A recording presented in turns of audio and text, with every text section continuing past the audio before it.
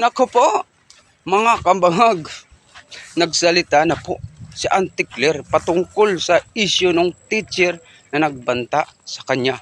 Nako, patong-patong ang kanyang kaso. Lagot ka dyan.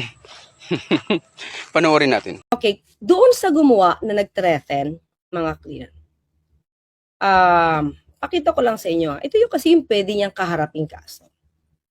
Hindi ito simpleng grave threat kasi may ginamit na online kasi siya. So magwa 1 degree higher siya. Diba? So penalty nito maybe up to 4 years. Maliban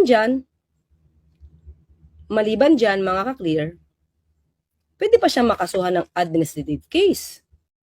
At pwede siya matanggalan ng lisensya.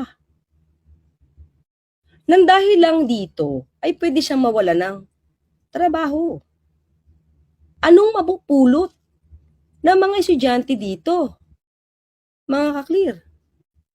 Diba?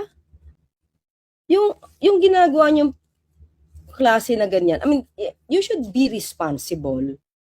Kasi pwede kayong talagang gayahin ng mga nag-iidolo sa inyo kasi guro kayo eh.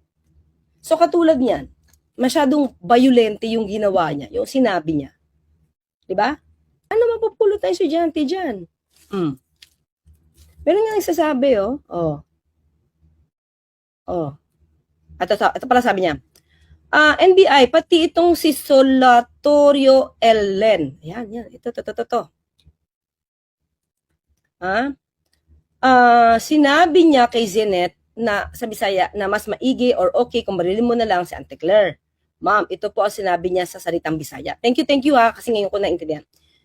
Diyos por santo day ngano man nga anapod ang imong gi-advise or gisulti kay Zenet Enriquez.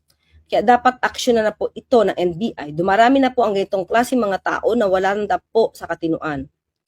Tapos, yun nga, sinabi niya, tapos pinatulan ni Zenet. Diba? Pinatulan. Yan, di lang ko mamusil niya damuy. Pwede siyang iyang simod. Diba? So, ito yung nakakalungkot na realidad. Lagot ka dyan, teacher. Bago kasi magsalita, isipin mo muna yung tama o mali ba yung sasabihin mo. Lalo na tong mga